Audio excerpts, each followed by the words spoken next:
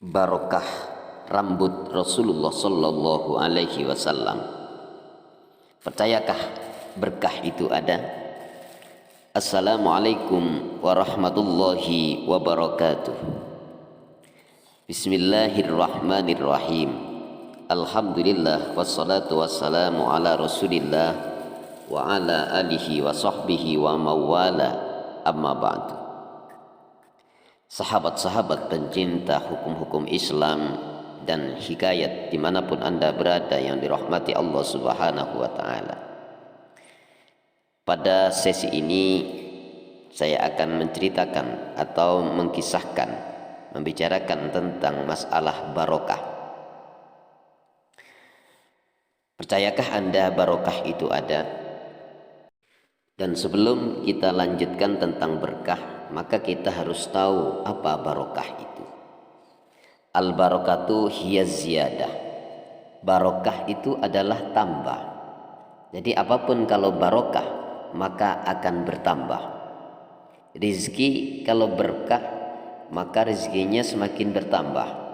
Merasa cukup, merasa lebih. Ilmu kalau berkah, maka ilmunya akan bermanfaat dan terus bertambah. Ini namanya berkah. Makan kalau berkah, tidak perlu banyak sudah kenyang, jadi tambah kenyang. Ini namanya berkah. Jadi berkah atau barokah, istilah Jawa berkat ya. Maka di orang-orang NU, orang-orang Nahdiyin, kalau habis tahlilan atau orang yang selamatan, ahli kubur, itu biasanya pulang dibawai berkat. Ini berkah namanya. Berkat itu artinya berkah ya. Jadi dapat berkah, dapat lebih, dapat tambahan. Sahabat pecinta hukum-hukum Islam atau hikayat rahimakumullah. Yang dimaksud di sini adalah barokah, barokah yang ada pada orang-orang yang besar. Di mana Rasulullah Shallallahu Alaihi Wasallam bersabda, diceritakan oleh sahabat Abdullah ibnu Abbas radhiyallahu an, al barakatu ma'a akabirihim. Barokah itu beserta orang-orang yang besar di antara kalian. Jadi besar ilmunya, besar ketasawufannya, besar ibadahnya, besar di sisi Allah Subhanahu wa Ta'ala. Ini berkah. Yang terkadang berkah ini tidak dipercayai oleh sekelompok orang-orang yang mutakharrijin, orang-orang yang keluar dari ahli sunnah wal jamaah.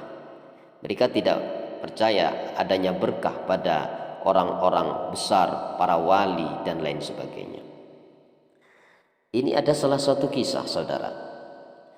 Kisah barokah rambut Rasulullah Sallallahu Alaihi Wasallam. Di kota Afghanistan terdapat pengusaha kaya raya yang memiliki 2 putra. Suatu ketika pengusaha tersebut meninggal dunia, maka dibagilah harta peninggalannya untuk kedua putranya menjadi 2 bagian yang sama.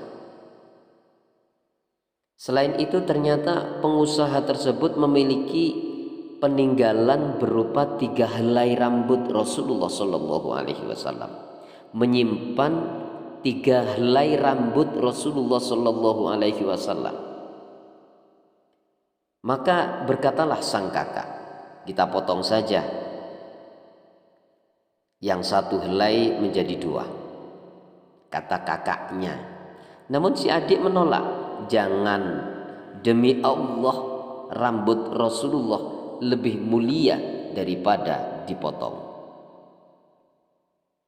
Kemudian sang kakak memutuskan untuk mengambil semua harta peninggalan orang tuanya, sementara si adik hanya mendapatkan 3 helai rambut saja.